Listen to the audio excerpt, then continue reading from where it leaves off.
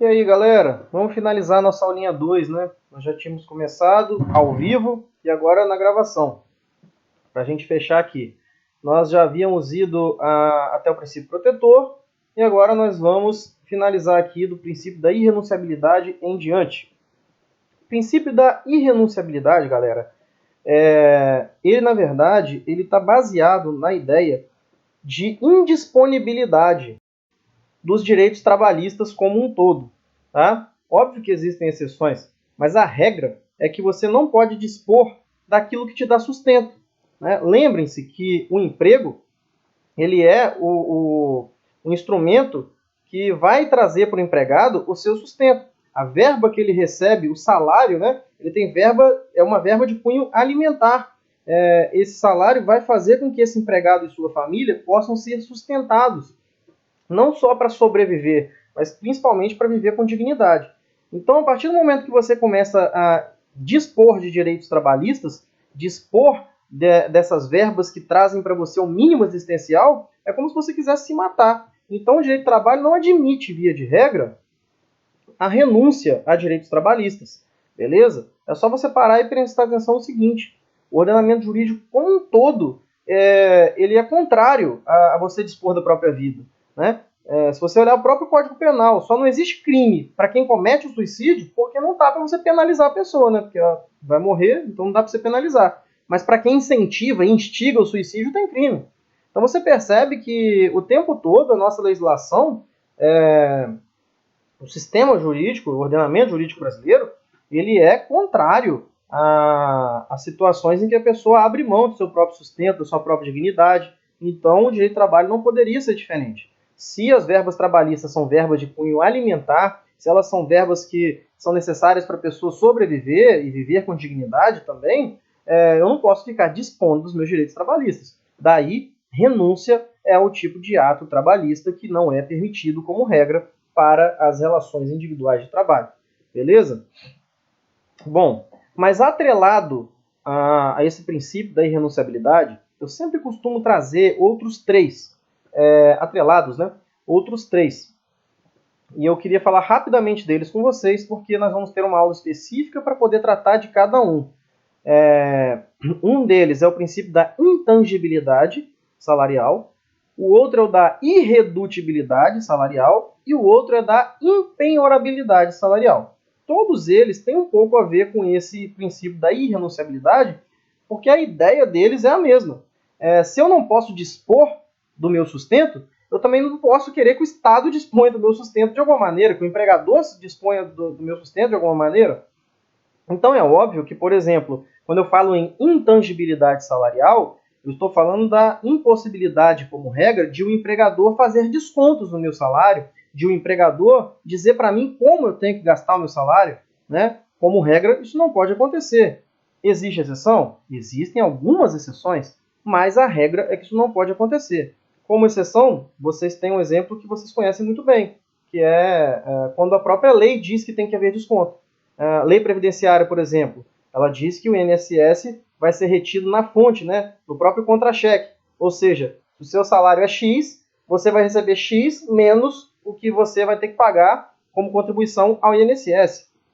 Esse é um desconto que quem faz é o empregador e é possível. Por isso que o princípio da intangibilidade salarial, esse é um, né? Existem outros também. Por isso que o princípio da intangibilidade salarial, ele é também muito importante, ele vai nessa mesma pegada do princípio da irrenunciabilidade, de que a gente não pode ficar impedindo o empregado de dispor de seu salário. O princípio da irredutibilidade também é muito parecido, né? Tem bastante a ver com tudo que a gente está falando. O princípio da irredutibilidade salarial está previsto na Constituição, no artigo 7º, inciso 6, e vocês percebem que a regra é que você não pode diminuir salários no Brasil.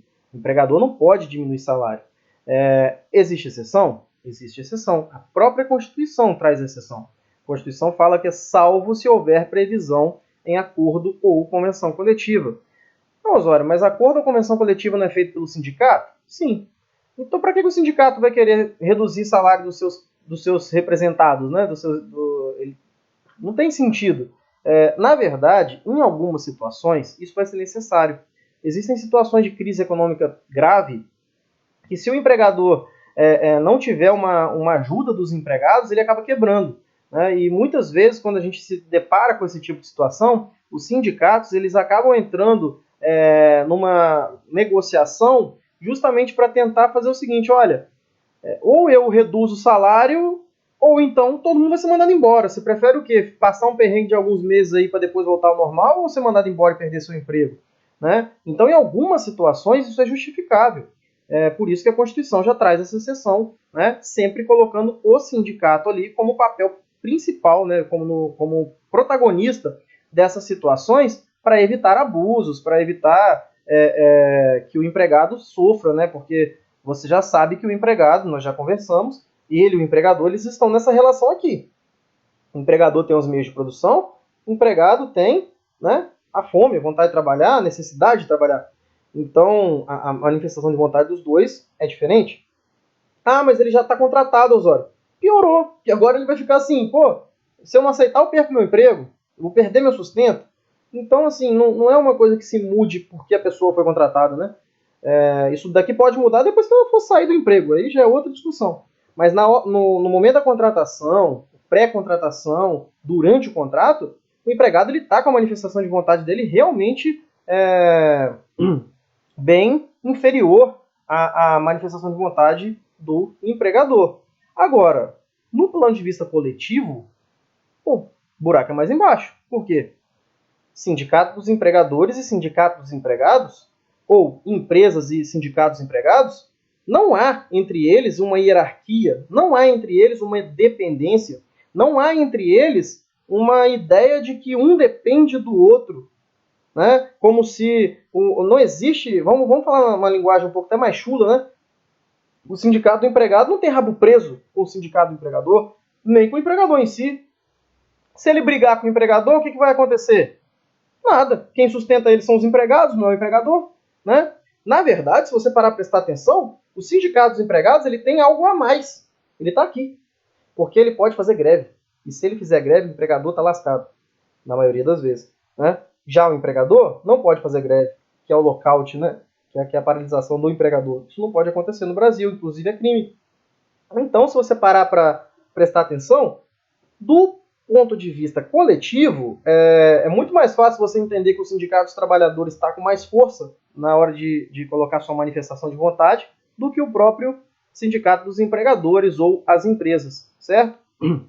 Então, a questão da irrenunciabilidade, a questão da irredutibilidade, você vai ter aí uma exceção, né, para essas questões, principalmente do ponto de vista do âmbito coletivo. Não é à toa que a própria Constituição coloca a cargo dos sindicatos essa obrigação de acompanhar, né, como que vai se dar. Isso só pode acontecer por meio de convenção, acordo coletivo, ou seja, com participação direta do sindicato. Beleza? Essa redução. Se vocês tiverem uma curiosidadezinha, deem uma olhada lá no artigo 7º, inciso 6 da Constituição. Ok? Ah, Osório, mas agora na pandemia, o STF julgou que pode fazer redução salarial por meio de contrato individual. Tudo bem, gente. E aqui eu não estou nem querendo entrar no mérito político da coisa, porque essa decisão foi política. Tá? Juridicamente falando, o STF está errado. Ponto. A Constituição não deixa. A Constituição fala só, salvo convenção ou acordo coletivo. E a mesma Constituição fala, convenção e acordo coletivo só vai acontecer se tiver sindicato dos empregados. Ou seja, né, se não tiver sindicato dos empregados, não pode reduzir salário. Ponto. Isso é uma questão lógica jurídica. Tá? Juridicamente, o STF está errado. Politicamente, você vai poder adotar aí suas... você vai poder aí achar que ele fez certo, que ele fez errado. Eu não vou nem entrar nesse ponto. Juridicamente não pode, tá bom? Mas o STF, a gente já sabe que ele é um órgão muito mais político do que jurídico. Por isso que essas decisões às vezes acontecem. Tá? Enfim, continuando, nós temos também um outro princípiozinho atrelado, né, a esse princípio da irrenunciabilidade, que é o da impenhorabilidade. O princípio da impenhorabilidade salarial está previsto até no CPC, nem está na CLT, né? Tem exceção? Como todos os outros, tem exceção. Se você tiver uma verba alimentar com a verba alimentar, você pode penhorar. né? O próprio inciso 4 lá, agora não me lembro o artigo, se eu falhar, por favor, vocês corrijam aí, mas eu acho que é o 833 do CPC, o CPC mudou, eu não estou lembrando mais de cabeça, mas eu acho que é o 833, o inciso 4 fala que é impenhorável o salário, salvo, né, se a penhora decorrer de um crédito alimentar também. Então, por exemplo, para cobrar pensão alimentícia do filho, você pode penhorar o salário. Mas isso é exceção. A regra é que os salários não podem ser penhorados, né?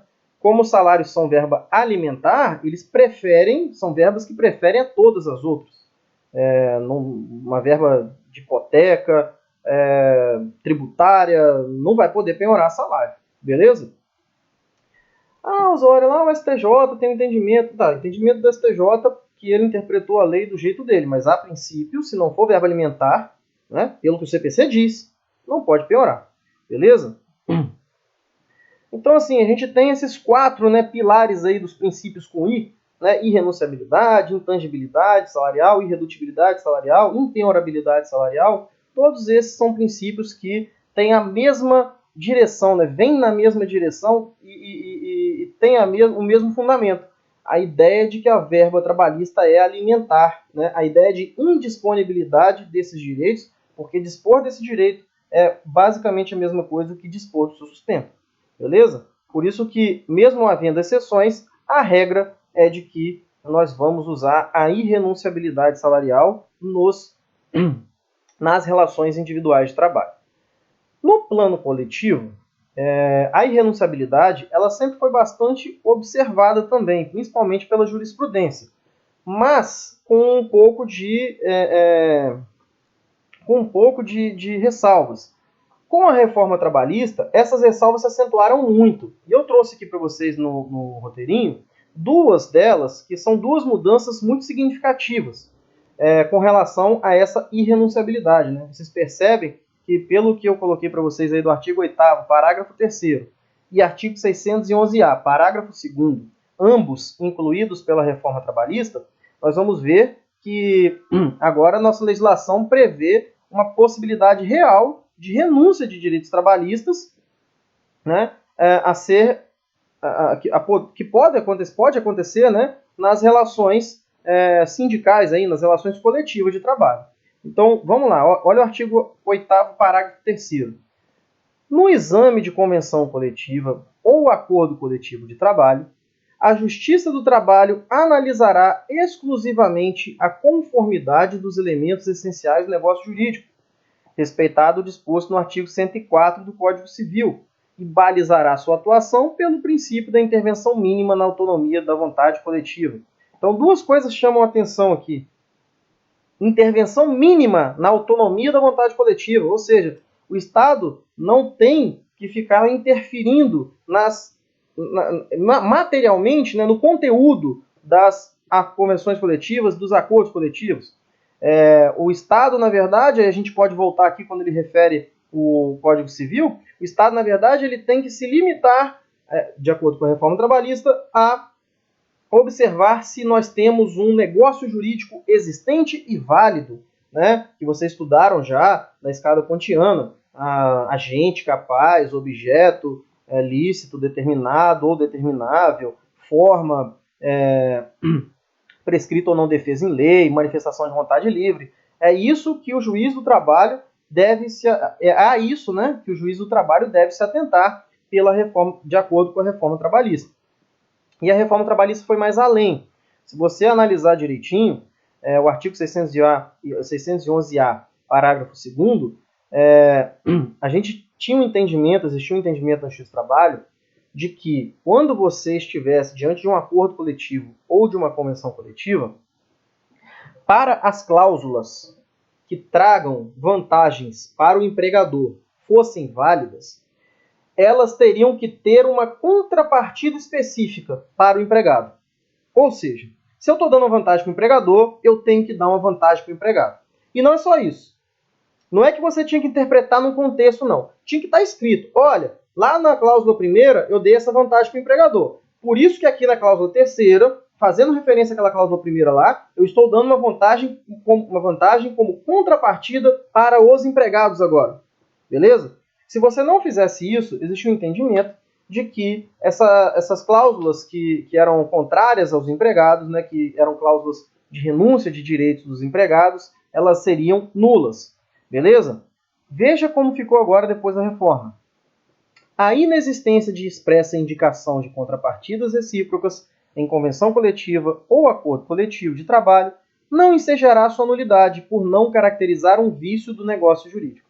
Ou seja, se aproveitando ali da redação do parágrafo 3º do artigo 8º, o artigo 611-A diz, olha, isso daqui é conteúdo. O juiz não tem que se intrometer no conteúdo. Ele só tem que analisar a forma.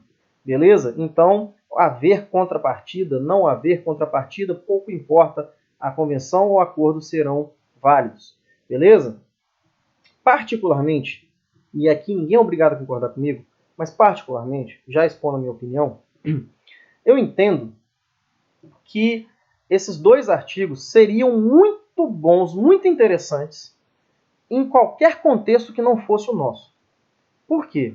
Porque eu sou a favor de dar mais autonomia coletiva aos trabalhadores e aos empregadores.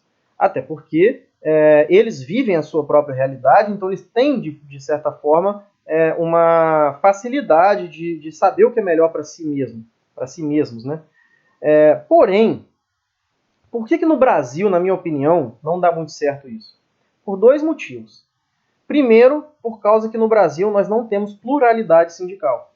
Ou seja, do jeito que eu havia explicado para vocês, no Brasil nós não temos liberdade sindical de verdade. Né? Nós temos muitas liberdades sindicais, mas nós não temos uma liberdade plena. Logo, o que acontece? Você que é empregado e não é sindicalizado, você vai ficar sujeito à convenção coletiva mesmo sem ser sindicalizado. Então, se o sindicato entrou na convenção coletiva só para perder, você que não é sindicalizado vai perder com isso também. Né? Osório, mas se ele ganhar, você ganha também. Às custas dele, sem contribuir com R$1 para ele, porque não tem mais contribuição obrigatória. E aí a segunda parte que é errada. Né? Por quê? Porque tinha que ter contribuição obrigatória? Não tinha. Isso é errado. Mas não tinha que ter contribuição ao mesmo tempo que também não tinha que ter proibição de criação de sindicatos. Porque se eu posso criar quantos sindicatos eu quiser, a tendência, e aí o próprio Amorim Mascaro Nascimento cita vários exemplos de países em que isso aconteceu, a tendência é que você pulverize a quantidade de sindicatos, de maneira que os sindicatos não vão ter muita força, mas aí eles percebem que não tem muita força, e no longo prazo eles acabam se unindo, de maneira que cada profissão costuma ter 2, 3 sindicatos fortes. Mas, prestem atenção, sindicatos que realmente lutam pelos seus representados. E não sindicatos que vão lutar só para aqueles que são associados e com consequência para quem não é associado.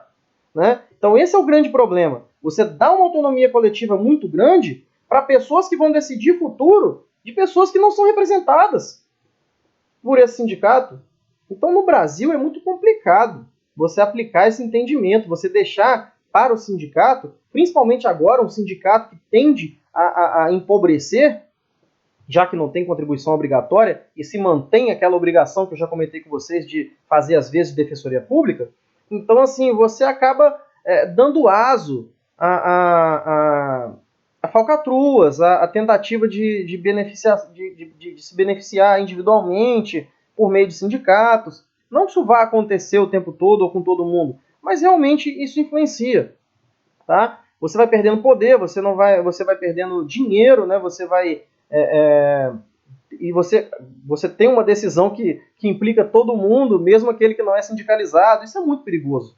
Né? E aí é uma opinião minha. Tá? Mas a gente sabe que a unicidade sindical ela vige no Brasil e talvez por isso essas duas inovações aqui da reforma trabalhista sejam tão criticadas. Beleza? Mas assim, num país em que houvesse liberdade sindical de verdade, eu particularmente não veria problema nenhum nesses dois parágrafos. Ora, Osório, você vai falar que um sindicato pode entrar para perder então? Gente, pode. Em situações específicas, pode. Imagina, por exemplo, você está passando numa crise pesada e que você só tem como manter o seu emprego se você perder alguns direitos.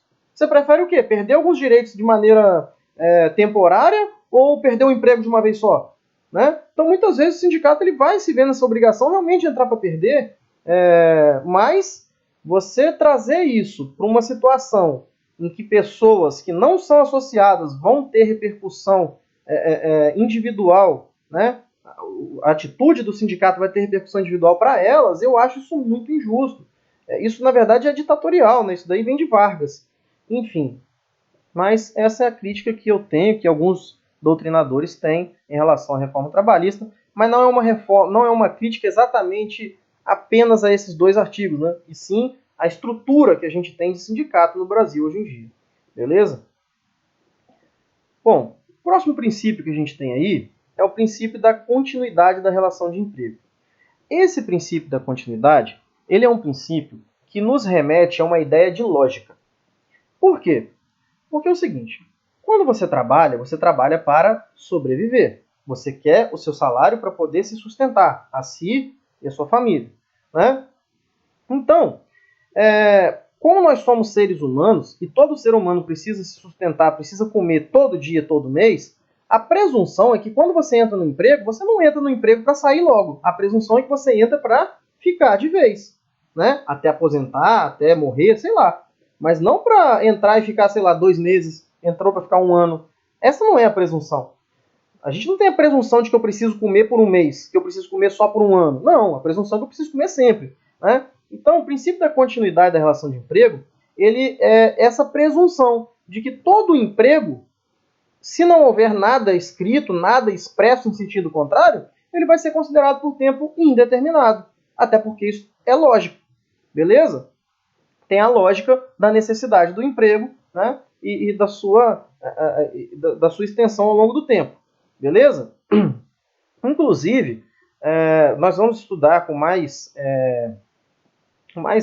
a fundo, né, de uma maneira um pouco mais pormenorizada, na aula 6, sucessão trabalhista, vocês vão ver que por conta do princípio da continuidade, quando você tem um empresário vendendo a sua empresa para outro empresário, como aconteceu, por exemplo, naquele caso Garoto Nestlé, que a Garoto ela era uma empresa que tinham 3 donos, né, 3 irmãos que eram donos, e eles venderam a Garoto para a Nestlé. Apesar de a Garoto agora ter novos donos, né, ela continuou sendo a Garoto, ela continuou funcionando, a empresa Garoto, os funcionários continuaram trabalhando. E vocês acham o quê? Que eles demitiram todo mundo e recontrataram? Não. Continuidade da prestação de emprego, né? Da relação de emprego. Você não presume que extinguiu a relação. A presunção é que sempre continuou. Tá? Então, na verdade, o pessoal da Nestlé não precisou demitir todo mundo e recontratar. Dispensar todo mundo e recontratar. Não.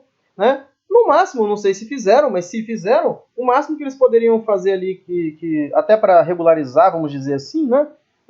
Entrar lá na parte de anotações gerais da carteira e anotar, olha, a partir de agora o empregador continua sendo a Garoto, mas tem novo dono, e nem precisa de fazer isso, certo? Então o princípio da continuidade, junto com o princípio lá que a gente estudou na aula passada, né, da intangibilidade objetiva dos contratos, nós estudamos com o nome de condição mais benéfica, ele diz o seguinte: a Nestlé assumiu, beleza, mas os empregados que continuam ali, eles continuam no mesmo emprego e só pode mudar as condições se for para melhor, beleza? Então, o princípio da continuidade, ele está incrustado aí em vários pontos do direito do trabalho que nós vamos estudar daqui para frente, beleza? Uma curiosidade que eu tenho para trazer para vocês. Osório, mas não existe então um contrato de tempo determinado? E o contrato de experiência, né? Não, gente, existe, tá? Contrato de tempo determinado existe, porém sempre na forma da lei. A lei tem que prever como ele vai existir, porque se não for na forma da lei, você presume que é por tempo indeterminado, beleza? Mas assim, uma curiosidade que eu queria trazer para vocês é em relação a uma súmula do TST, que na minha opinião, além de mal redigida, ela é muito forçada, tá? Forçada no sentido de ser exagerada para querer colocar um princípio na súmula. Porque, veja bem, essa súmula 212, que está aí no roteiro 2 de vocês, ela diz o seguinte: o ônus de provar o término do contrato de trabalho, quando negados a prestação de serviço e o despedimento, é do empregador, pois o princípio da continuidade da relação de emprego constitui presunção favorável ao empregado. Tudo bem, tudo bonitinho, tudo legal. Porém, se você parar para prestar atenção, ela está mal redigida, e não é por causa da presunção de continuidade que ela agiu dessa maneira. Né? Não é por isso que ela está correta. Vamos por partes. Primeiro, olha o que ela diz. O ônus de provar. Então ele está falando de ônus da prova. Tá? O ônus de provar o término do contrato de trabalho quando negados a prestação de serviço e o despedimento. Gente, o ônus de provar o término do contrato de trabalho, nessa súmula, acontece quando, por exemplo, o empregado A alega que saiu da empresa no mês de agosto de 2020. O empregador de A diz que, na verdade, ele saiu em junho de 2020, 2 meses antes, certo? E aí a súmula diz, espera aí, o empregador está negando a prestação de serviço dos meses de julho e agosto, né? Então ele negou a prestação de serviço e negou que o despedimento aconteceu depois, né? Na verdade ele está dizendo que o despedimento aconteceu antes. Nesse caso, o ônus de provar é do empregador, porque aqui a gente tem a presunção do princípio da continuidade. Galera, isso é muito forçado. E já vou dizer para vocês por quê. Prestem atenção. Vocês aprenderam no processo civil e vão aprender em processo do trabalho ônus da prova. Vão aprender? Não, vão relembrar. Sabe por quê? Porque o ônus da prova no processo de trabalho não se parece nem é próximo do processo civil, não. É idêntico. Idêntico. Já até comentei com vocês, né? Dá uma olhadinha no artigo 818 da CLT e no artigo 873 do CPC que vocês vão olhar que é idêntico, né? Troca ali reclamante e reclamado por requerido e requerente, mas só isso. Enfim, prestem atenção, vocês estudaram o seguinte. O ônus de fazer prova dos fatos constitutivos do autor é do autor. O ônus de fazer prova de fatos modificativos, impeditivos ou extintivos do direito do autor é do réu. Vocês aprenderam isso? Agora prestem atenção. Um autor vira e fala, eu trabalhei até agosto de 2020. Então, ele tem o ônus de provar que trabalhou até agosto de 2020 porque é o fato constitutivo do direito dele. Show. Vem o empregador na contestação e diz, olha, ele trabalhou sim, mas não foi até agosto, foi até junho.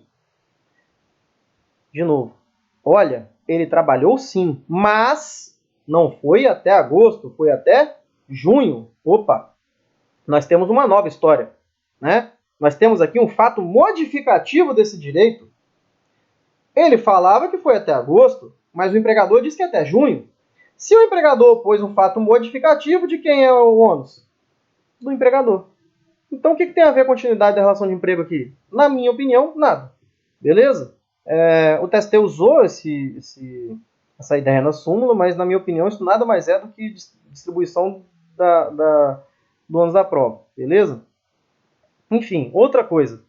Imagine um outro exemplo, só para vocês verem como é que está mal redigida essa súmula. Imaginem esse exemplo aqui. Diferente agora, hein? O empregado A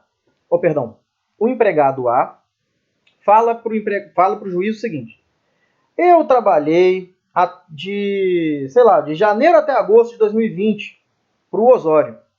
Aí o Osório chega na contestação e fala assim, esse fulano aí, esse tal de A, nunca vi na minha vida. Nunca trabalhou para mim. Sei nem quem é.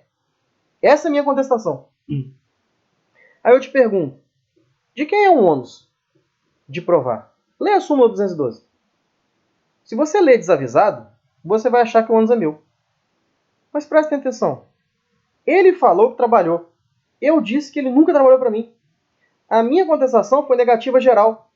Eu não opus fato modificativo, extintivo, impeditivo. Não, eu simplesmente neguei tudo. Gente, se há negativa geral, o ônus continua com o empregado.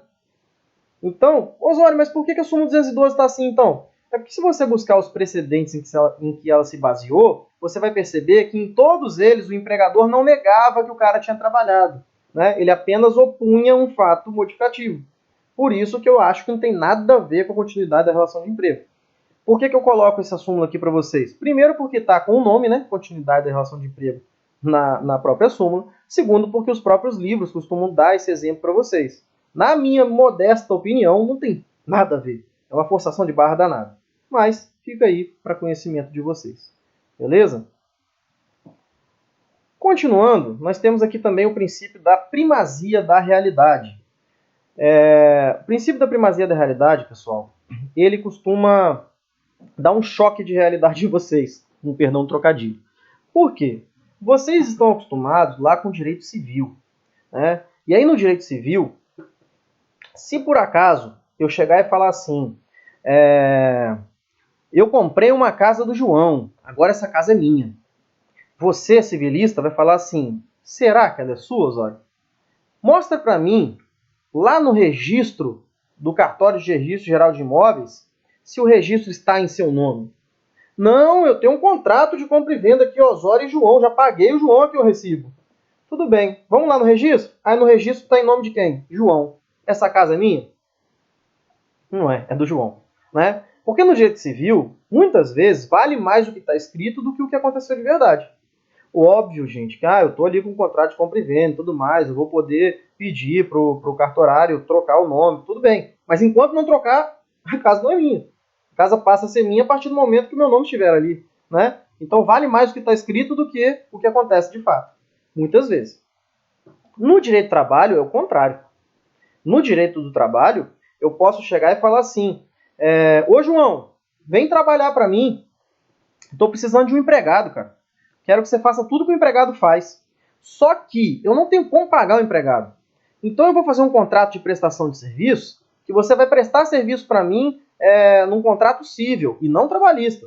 Beleza? Aí o João, beleza. Ele está precisando mesmo trabalhar, ele vai lá, assina o contrato e cria até uma empresa. Cria uma empresa no nome dele.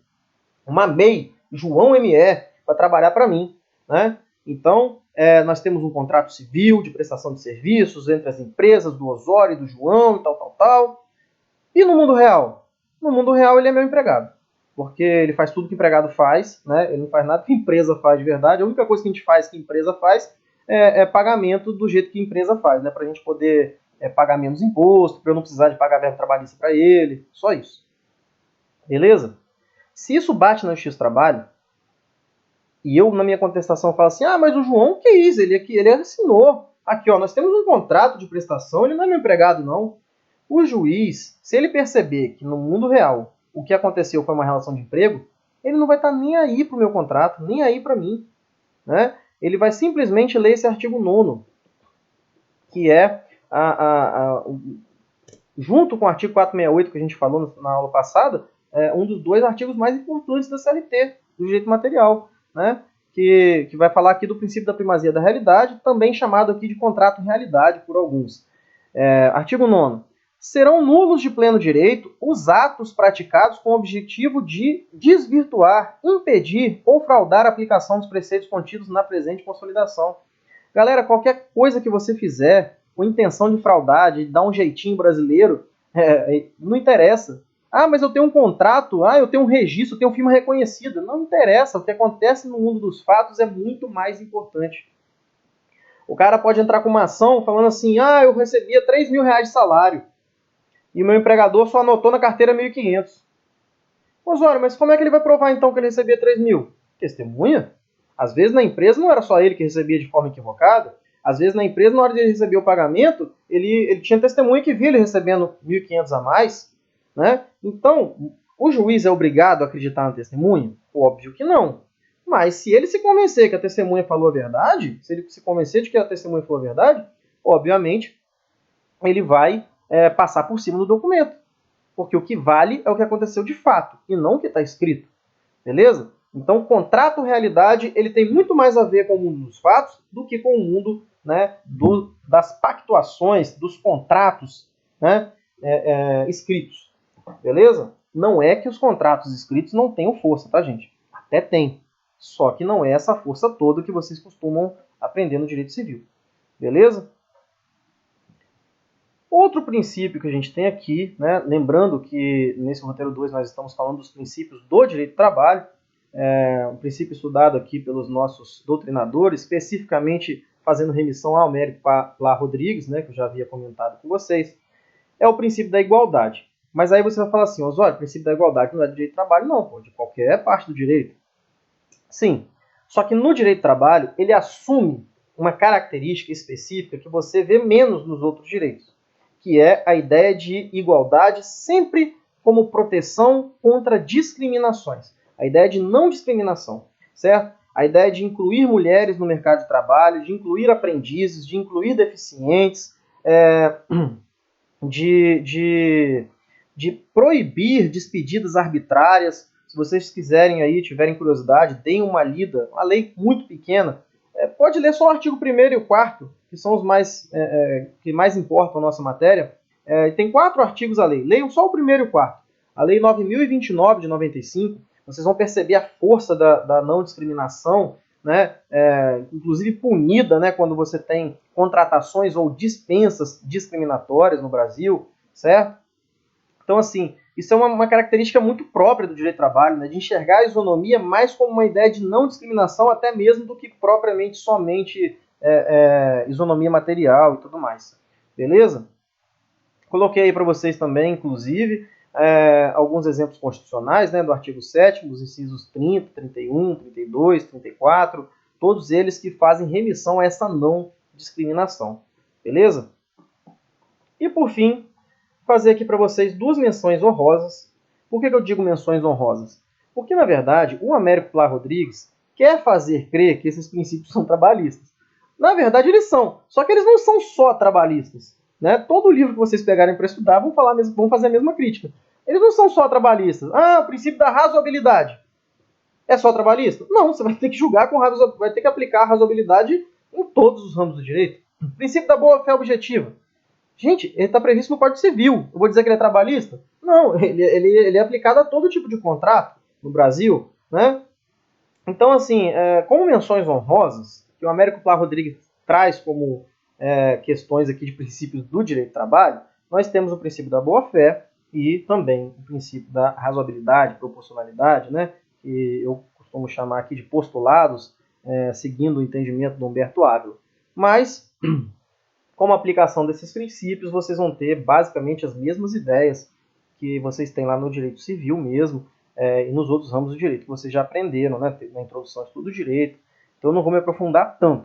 Vou trazer, na verdade, aqui para finalizar essa aula com vocês, um exemplo trabalhista de como que ele aparece mesmo na relação de emprego.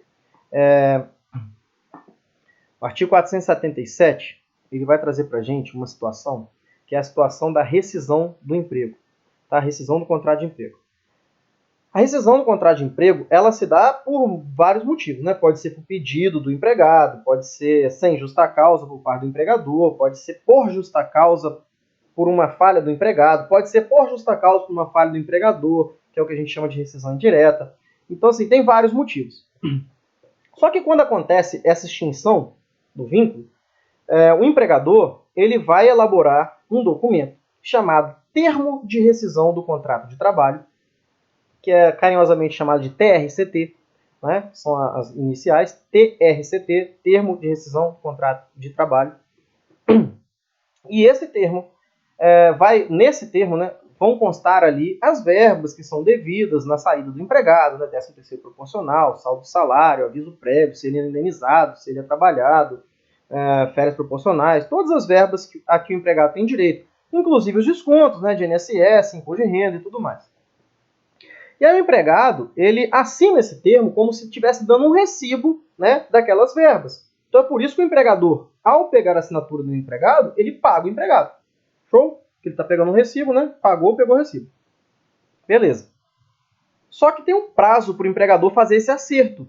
Né? Esse prazo está no artigo 477, parágrafo 6º. Esse prazo, na verdade, ele eram 2 prazos, né? Que tinha no parágrafo 6º. Com a reforma trabalhista, ele se unificou em um só. Hoje, o prazo para você pagar a rescisão é de 10 dias após o fim do contrato. Então, terminei meu contrato hoje, se extinguiu hoje, o empregador tem 10 dias para me pagar.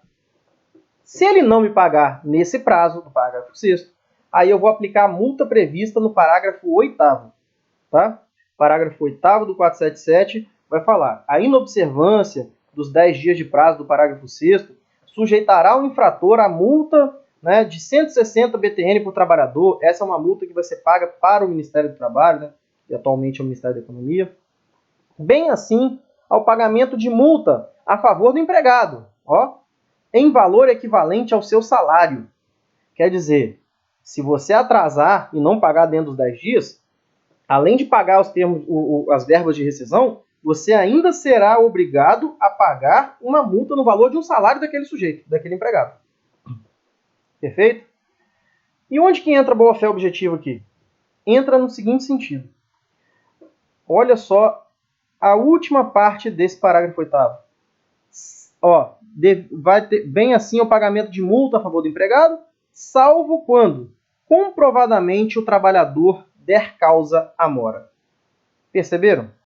Lá no direito civil, quando vocês estudaram boa-fé objetiva, vocês estudaram um princípio que vem da boa-fé objetiva chamado duty to mitigate the loss, dever de mitigar o próprio dano, né? E aqui a gente vê o duty to mitigate the loss sendo aplicado nessa legislação, né? Quando ele fala, você tem que pagar a multa se pagar atrasado, salvo quando a culpa do atraso foi do empregado, significa o seguinte: se o empregado não tomou medidas para evitar o próprio dano, você não tem que pagar multa para ele, porque ele está de má fé, mas você tem que comprovar isso.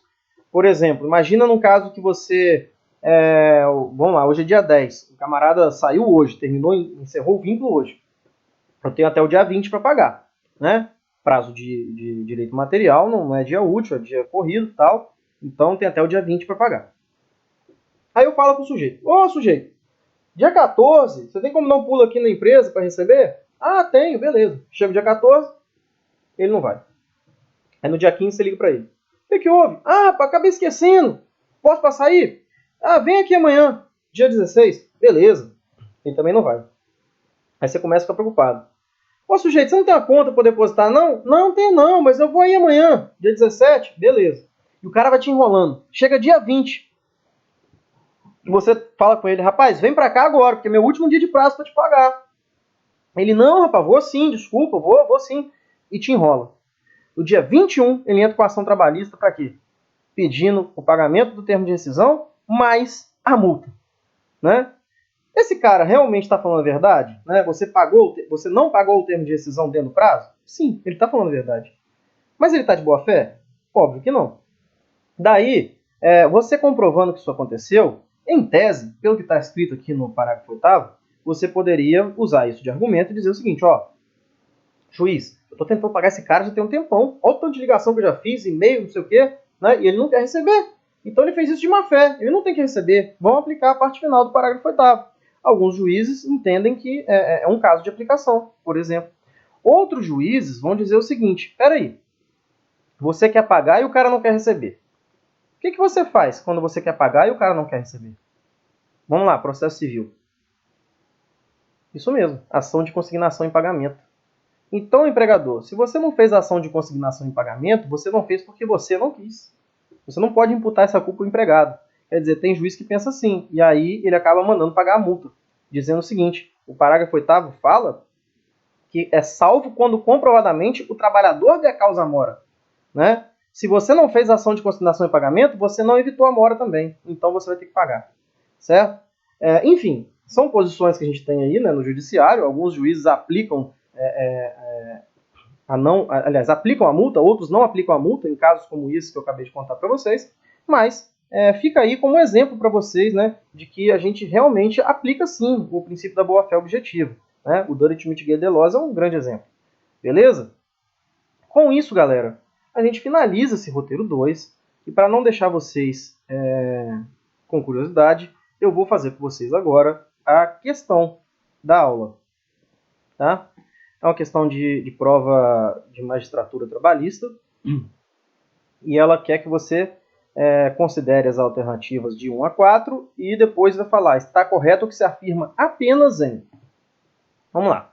1. O princípio da primazia da realidade ou do contrato realidade autoriza a descaracterização de uma pactuada relação civil de prestação de serviços instrumentalizada em documento escrito, desde que, no cumprimento do contrato, despontem objetivamente todos os elementos fáticos jurídicos da relação de emprego. E aí, certo ou errado? Com certeza está certo, né? Percebam que o que ele falou aqui, em outras palavras, foi exatamente o exemplo que eu dei durante a aula. Olha, não interessa se você fez contrato, se você escreveu que está tudo bonitinho. O que interessa é o que aconteceu de verdade. Se, no mundo do fato, você despontou ali todos os requisitos da relação de emprego, vai ser emprego independentemente do que você escreveu, do que você contratou. Né? Isso é o princípio da primazia da realidade, é o princípio do contrato realidade. Né? Item 2. O princípio da intangibilidade salarial deve ser analisado de forma absoluta. Já começou mal, hein? Que princípio que é absoluto, né, gente? Já começou muito mal. Admitindo-se exceção única quando se verificar a ausência expressa do trabalho, anuência, perdão, expressa do trabalhador por escrito, como se a anuência do trabalhador valesse de muita coisa, né? Em razão da efetiva possibilidade de manutenção de seu emprego. Gente, primeiro, ele confundiu um monte de coisa nesse item 2, né? Essa questão de você concordar para manter o emprego, isso daí não pode ser feito de forma individual, né? Tem que ter sindicato. Falar que a intangibilidade salarial é absoluta é totalmente errado. E não tem uma exceção para intangibilidade, não, tem várias. Né? Tem várias, uma delas, inclusive, é adiantamento salarial. Outra exceção, eu já falei para vocês nessa aula mesmo, que é quando você tem uma lei que determine, né, um desconto, quando você vê, por exemplo, a lei previdenciária, que determina recolhimento da contribuição previdenciária na fonte. Então, assim, esse item 2 está totalmente equivocado. Né? Item 3. Princípio da continuidade, do qual o contrato de trabalho constitui presunção favorável ao empregador. Aqui já deu até uma... Né? Presunção do princípio da continuidade é favorável ao empregador. Está bem errado isso aqui, hein? Em razão da segurança jurídica contratual. Gente, negócio de pacta sunt servanda, não é que a gente não observe no direito do trabalho, né? Mas é o que a gente acabou de falar, mais vale o que aconteceu na realidade. Razão pela qual o ônus da prova, aqui até faltou palavra, né? Razão pela qual o ônus da prova, quanto ao término do contrato de trabalho, é do trabalhador, nas hipóteses em que são negadas a prestação de serviço e o despedimento. Gente, esse 3 ele só não está mais errado porque ele não tem mais palavra, né? Ele contrariou totalmente a súmula 212, contrariou totalmente tudo que a gente estudou nessa aula, né? Até porque a questão de ônus da prova tem nada a ver com isso, e se a gente olhar para a súmula 212, é justamente o contrário, a presunção é para o trabalhador e não para o empregador, então esse 3 está totalmente equivocado. O 4 diz, em consonância com o princípio da intangibilidade contratual objetiva. O que é intangibilidade contratual objetiva? Condição mais benéfica, né? Artigo 468. A mudança subjetiva perpetrada no sujeito empregador. Gente, mudança subjetiva é mudança de sujeitos, tá? Subjetiva vem de sujeito.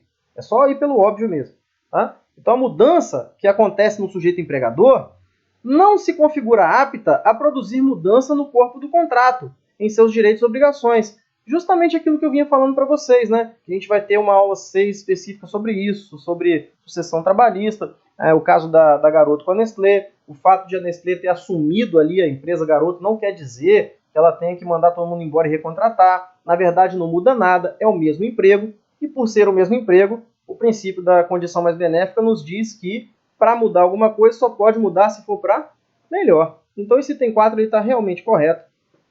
E aqui, como gabarito, nós temos a letra E, corretas apenas a 1 e a 4. Beleza? Com isso a gente fecha esse roteirinho número 2. Grande abraço para vocês. Fiquem em paz e que o Senhor vos acompanhe. Valeu!